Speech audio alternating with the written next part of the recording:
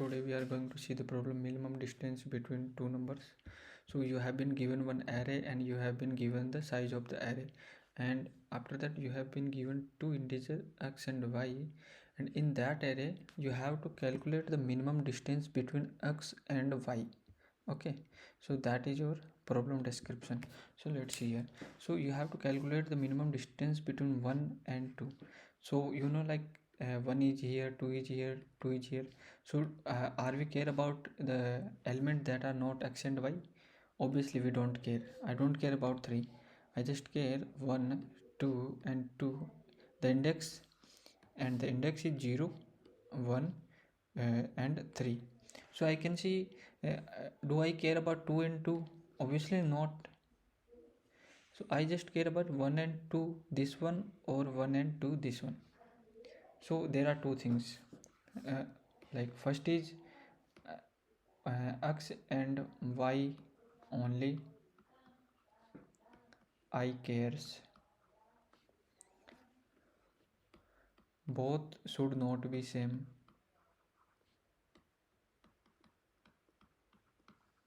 Like I don't care about x and x, I don't care. Y and y, I don't care. Okay, I just care x and y. And here we can observe that if, let's say, here it is your x, here it is your y, here it is your y. So the x here is related to y, that would be the minimum distance rather than this one.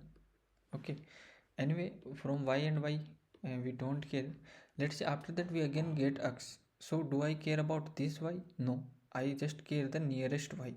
So every time when I traverse the array,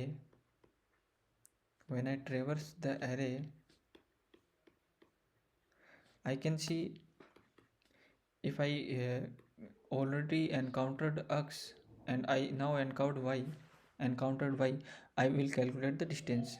Now again I come to y, now again I come to x. So I don't care about this y. Now I have new y, and now I will calculate the distance between this y. Now let's say again I come to y. I don't care about this x, I just care about this new x. So every time you encounter someone, you just update the index. Okay, you just update the index.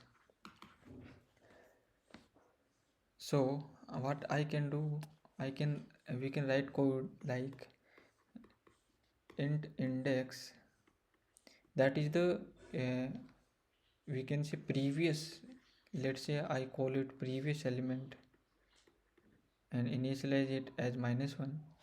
So every time if I encountered int I 0 to n, okay, so if I encountered array previous is not equal to array I, means I don't care about x and x, I just care x and y. This is the one condition. Apart from that, one more condition is if array I is equal to x and array I is equal to y, then come to this condition, then I will update my answer with I and previous. Okay, let's see the code now. So I can say int previous is -1 and my answer is also -1. Now I will traverse I equal to 0 to n I plus plus. If I encountered x or I encountered y, in that case only I just care. I will update my I, but before I will check if ai previous is not equal to -1 and a and previous are not same.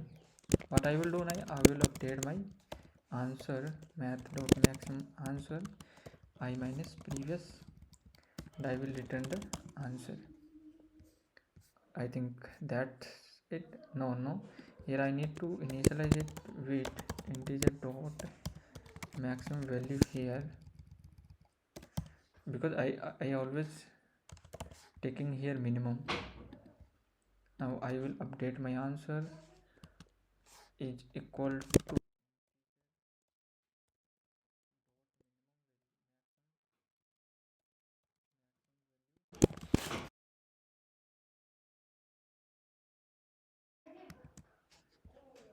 I will submit the code,